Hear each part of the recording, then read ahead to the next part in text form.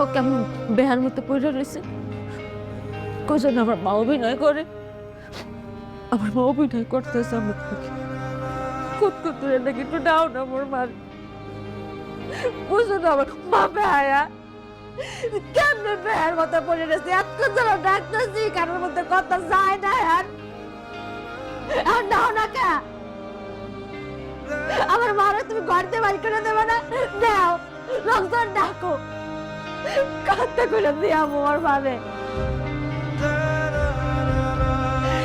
জীবনে সেটা বেড়ে গেছে, আর কথা উঠবে না। ও মা কথা কয় না, ও মা দেখো অ্যাক্টিং করে কইছো না, অ্যাক্টিং করে কইছো না।